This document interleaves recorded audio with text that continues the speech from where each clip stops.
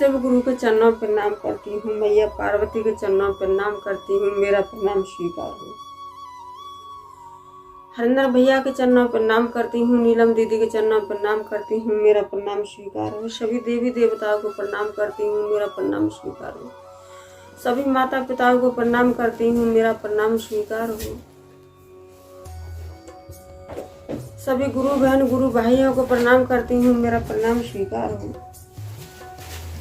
आइए, आप सबका कमलेश भक्ति चैनल पर स्वागत है। मैं आपको एक चर्चा सुनाने जा रही हूँ, कथा सुनाने जा रही हूँ। देवों के देव महादेव की आदि कथा सुनने पर अपमान होता है, पूरी कथा सुनने पर सम्मान होता है। इसीलिए पूरी कथा सुनना चाहिए। पूरी कथा सुनने से ज्ञान बढ़ता है, घर के कष्ट दूर होते हैं, मुसीबत दूर होती हैं। इसीलिए सारे कष्ट दूर होते हैं, तो पूरी कथा सुनना चाहिए। मैं आपको एक चर्चा सुनाने जा रही हूँ। मेरे चैनल को लाइक शेयर कमेंट सब्सक्राइब कीजिए। एक बहुत बड़ा विशाल पर्वत था। उस पर्वत के पास और एक छोटा सा गांव था। तो उस गांव में एक रहता था चरवाहा जैसे कहते हैं। चरवाहा जो गाय भैंसों का काम करता है, गाय भैंसों को चुगाता घुमाता है, उससे ही कहते हैं ग्वाला कह दो। तो एक ग्वाला रहता था। तो ग्वाला बड़ा ही सीधा था, बड़े शुद्ध स्वभाव का था। उसे किसी से कोई मतलब नहीं था। तो वो ग्वाला बेचारा अपना गाय भैंस चुगाता था और अपने वहीं पे रहता था।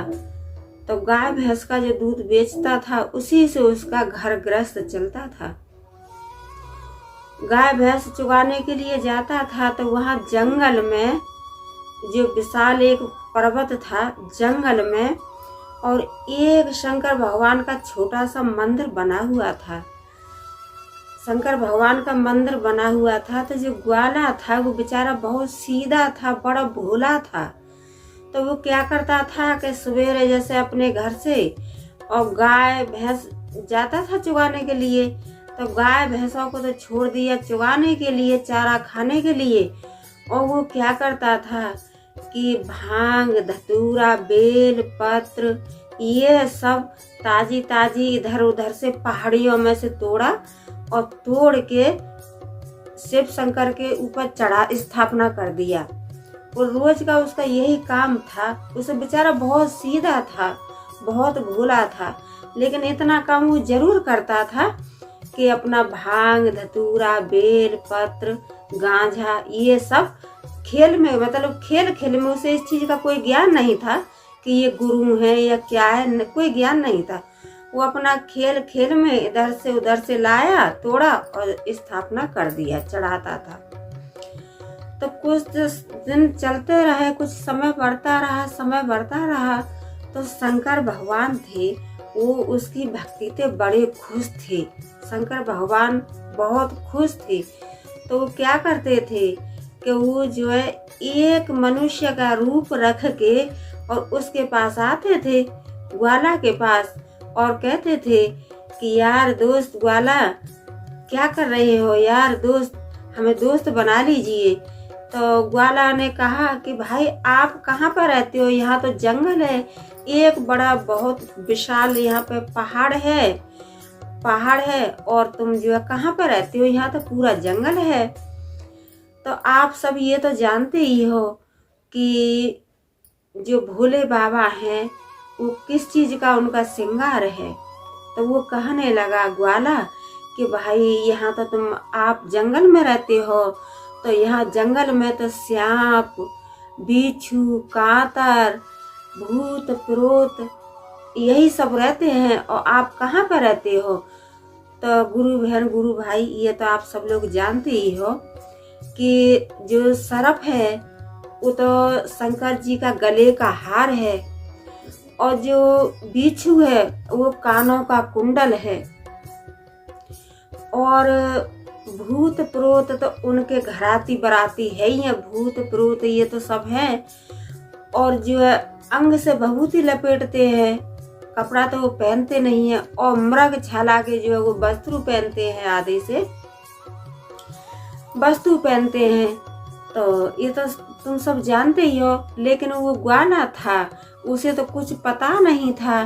तो वो कहने लगा, अरे यार यहाँ तो इतना जो है बहुत बड़ा विशाल पहाड़ है, और आप कहाँ रहते हो? यहाँ तो बिच्छू, कांतर, छिपकली सब, मतलब यही सब जहरीले यहाँ पर तो रहते हैं जंगल में। तो वो कहने लगा कि दोस्त, मुझे कोई फर्क नहीं पड़ता है, और मैं तो अपना उधर मेरा एक जो पहाड़ है ना, इसके पीछे ही, और मेरी एक झुग्गी बना रखा हूँ, एक मढ़ैया बना रखा हूँ, उसी में रहता हूँ। ग्वाला था, वो तो बहुत सीधा था, उसे तो कोई इतना ज्ञान ही नहीं था, वो ज्यादा ही सीधा था। तो क्या किया कि कोई बात नहीं, दोनों में दोस्ती हो गया, शंकर भगवान में और ग्वाला में दोनों दोस्ती हो गया। तो ग्वाला अपने घर से कुछ खाने के लिए लेके जाता था, तो कहता था कि लो दोस्त खाओ, यार खाओ, दोस्त खाओ।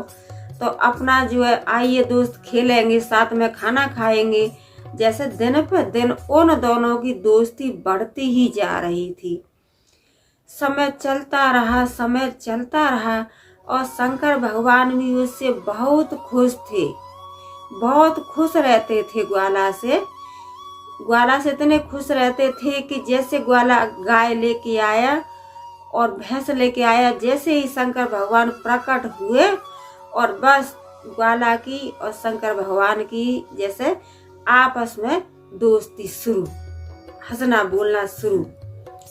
समय चलता रहा, समय चलता रहा, बहुत दिन हो गए, समय चलता रहा। लेकिन जो ग्वाला था वो तो बेचारा बहुत सीधा था, उसे तो पता ही नहीं कि ये शंकर भगवान है या कोई मनुष्य है, क्योंकि वो बहुत ही सीधे स्वभाव का था। समय चलता रहा तो एक दिन ग्वाला कहने लगा कि यार दोस्त, आप यहाँ जंगल में रहते हो, और आप जो चलो हमारे गांव, आप चलो हमारे गांव।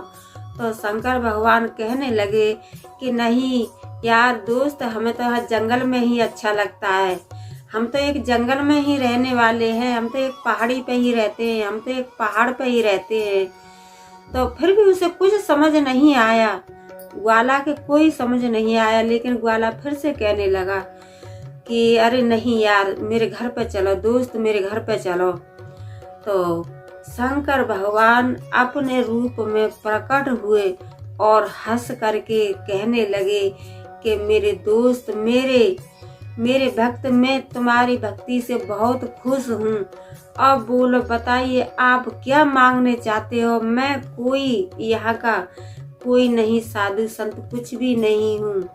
और वो तो अपना भेष में आ गए थे शंकर भगवान, जो उसने देख लिए, शंकर भगवान ने उसको अपने दर्शन दे दिए। क्यों कि वो अपने जो है उसमें आ गए ना, उसकी भक्ति से बहुत खुश हुए, और शंकर भगवान ने उसको दर्शन दिए ग्वाला को, और ग्वाला से कहा कि ग्वाला खूब अपने दूध नहाओ, खूब रहो, तुम्हारी जो हर इच्छा, जो आप चाहोगे, आपकी हर इच्छा मनोकामना पूर्ण होगी। तो ग्वाला को इतना बोल करके शंकर भगवान और फिर अंतर्याम हो गए। तो मैं तो यही कहती हूँ कि हे शंकर भगवान, जैसे आपने ग्वाला के साथ में खेले कूदे खाए पिए, ऐसे ही सभी भक्तों के साथ में रहना और सभी भक्तों की आप मनोकामना पूर्ण करना, मनोकामना पूर्ण करना। बोलो मैया पार्वती की जय, बोलो शंकर भगवान की जय। हर हर महादेव। ओम नमः शिवाय।